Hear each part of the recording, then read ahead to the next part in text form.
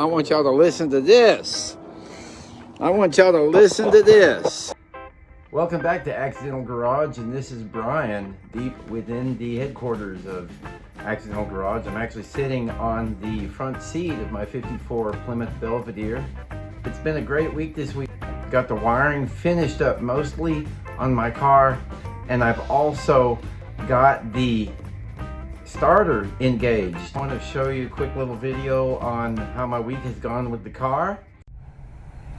Okay, I got my ignition cylinder, so I'm trying to put that together some.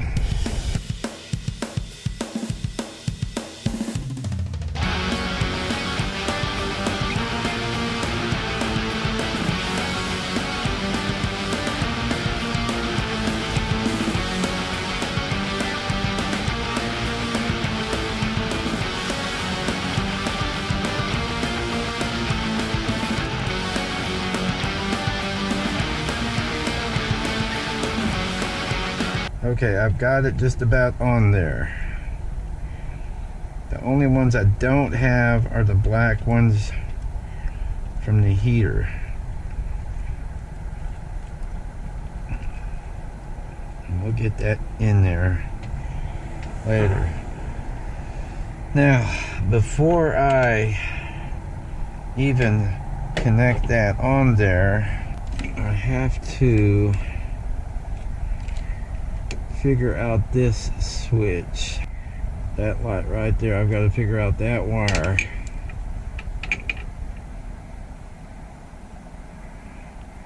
I don't know what size it is. It's a pretty good wire though.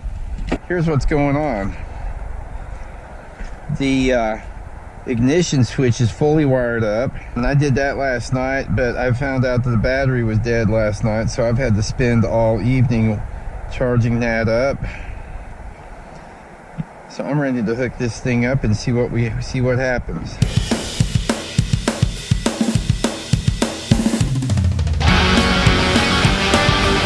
Let's see what happens.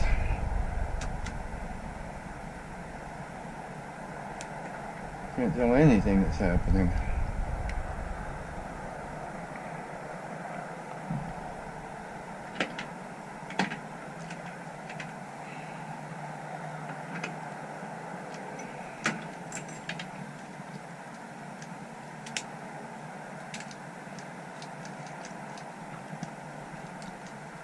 Nothing. So where we are at with this thing, had a scare a little earlier this week because I connected the battery and nothing was working. So I have corrected that issue. The battery basically wasn't delivering power to anything inside the car under the dashboard. I think I have fixed that situation, so we're going to plug up the battery now and see what happens. I got some good news for y'all. I want y'all to listen to this.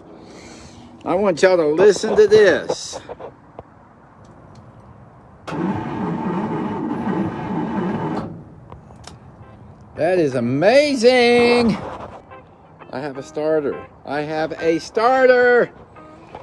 Okay. Wow. All right, so that was my week. And that's how we got from not having anything to getting a starter to rotate. So that's really awesome. So the next step is to get spark to the plugs. I did replace my spark plug wires today. It was a kit form. That's all that's available for this car. And I don't know that I put it together right. But then again, I don't know if the distributor is sending out spark. I don't know if the ignition coil is sending out spark. So there's some unknowns there. I probably do need to clean the distributor points and probably maintain all of that, and then test the coil, of course. So I did put a test light on the spark plugs after I changed the spark plug wires, and I didn't get anything. So still got a lot of work to do, but we certainly cleared a big hurdle with that starter motor happening. So thanks again for tuning in to Accidental Garage, and we'll see you next week.